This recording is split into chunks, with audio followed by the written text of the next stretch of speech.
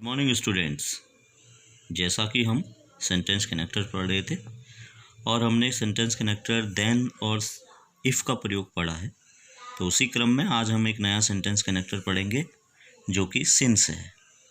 Since board की दृष्टि से बहुत ही महत्वपूर्ण सेंटेंस कनेक्टर है, इसीलिए आप सभी लोग इसे ध्यान से देखेंगे और जो एक्सरसाइज आपको नीचे दी गई हैं उसको भी आप सॉल्व करके सेंड करेंगे। देखते हैं यूज ऑफ सिंस। सिंस का मतलब जब से या तब से के अर्थ में। किसी वाक्य में जब से या तब से कहीं पर अर्थ आ रहा हो तो हम वहाँ पर सिंस का प्रयोग करते हैं, और बिकॉज के अर्थ में, क्योंकि के अर्थ में भी सिंस का प्रयोग किया जाता है। इसके दो रूल हैं। पहले रूल को हम देखेंगे, यदि दो वाक्य दिए गए हों और उनमें से एक वाक्य प्रेजेंट टेंस का हो, बच्चों ध्यान देने वाली बात है, एक वाक्य प्रेजेंट टेंस का हो और दूसरा वाक्य पास्ट टेंस का हो, तो सिंस का प्रयोग ठीक पास्ट टेंस वाले वाक्य से पहले करते हैं। ध्यान से देखने वाली बात है, दो सेंटेंस में से यदि एक सेंटेंस प्रेजेंट टेंस का है और एक पास्ट टेंस का हो, तब सिंस का प्रयोग ठीक पास्ट टेंस वाले वाक्य से पहले करते हैं। देखते हैं, एक एग्जाम्पल है। पहला वाक्य है, my grandmother came to Delhi, 3 months have passed. हमें इसे सिंस से जोड़ना है। आइए देखते हैं। देखिए, पहला सेंटेंस हमारा पास्ट टेंस का है, केम से पता चल रहा है हमें पास्ट इंडेफिनिट का है, और 3 months हैव पास्ड ये प्रेजेंट का वाक्य है, हैव से हमें पता चल रहा है। तो देखते हैं सिंस का प्रयोग, जैसे कि ऊपर रूल में बताया गया है कि सिंस का प्रयोग ठीक पास्ट टेंस वाले वाक्य से पहले होगा, तो इट मीन्स सिंस का प्रयोग इस सेंटेंस से पहले होगा, पास्ट वाले। तो हम इसे ऐसे सॉल्व कर सकते हैं, सिंस my grandmother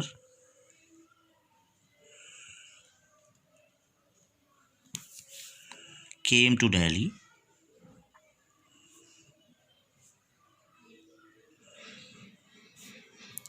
कॉमा, जैसा आपको बताया था, यदि कनेक्टर का प्रयोग आगे हो तो बीच में, दोनों वाक्यों के बीच में हम कॉमा का प्रयोग करते हैं। 3 months have passed।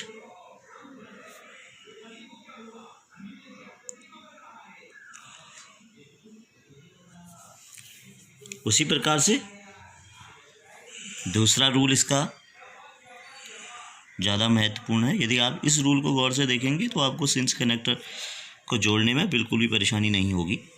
यदि दो वाक्य दिए गए हों तो सिंस का प्रयोग ठीक उस वाक्य से पहले करते हैं जिसमें घटना पहले घटित हो चुकी है, अर्थात जिस वाक्य में कार्य पहले हो चुका हो या घटना पहले घटित हो चुकी हो, उस वाक्य से पहले सिंस का प्रयोग करते हैं। आइए एग्जाम्पल देखते हैं। We have no money, we can not buy a car, और हमें सिंस से इसे जोड़ना है। देखिए बच्चों, अभी की कंडीशन में दोनों वाक्य प्रेजेंट टेंस में हैं, हैव और कैन से जुड़े वाक्य हैं, तो ऐसे वाक्यों के लिए हमें देखना होगा कि किस वाक्य में घटना पहले हो चुकी है, कौन सी चीज़ पहले हो चुकी है।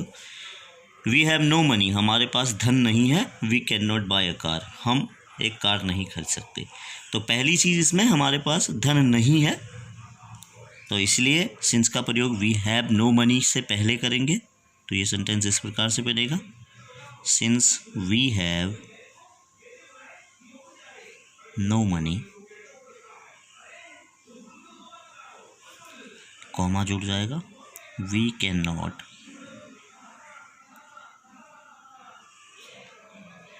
Bye a car. अगर हम इसको इस तरीके से करें कि हमें सिंस को भी बीच में लेके आना है जोड़ने के लिए, तो हम इस सेंटेंस को पहले लिख देंगे, we can not buy a car since we have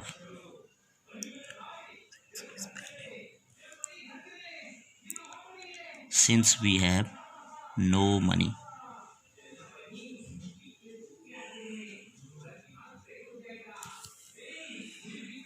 आप दोनों प्रकार से इन्हें सॉल्व कर सकते हैं। आशा करता हूँ आपको ये सेंटेंस कनेक्टर सिंस समझ में आया होगा। यदि नहीं आया तो कृपया मैसेज के थ्रू बताएं। और ये आपके लिए एक्सरसाइज दी गई है। तो पहली एक्सरसाइज है, he pushed the accelerator the car gained speed, हमें सिंस का प्रयोग करना है। आपको देखना होगा कि जिस सेंटेंस में पहले घटना हो चुकी हो उससे पहले हम सिंस का प्रयोग कर लेंगे। दूसरा सेंटेंस है we have no money we can not buy a new gift. इस ऐसा ही सेम एग्जाम्पल हम पहले कर चुके हैं। He came here he has been ill, since का प्रयोग करना है। He got the prize he stood first in the class, और है he is unwell you must take him to the hospital. Thank you.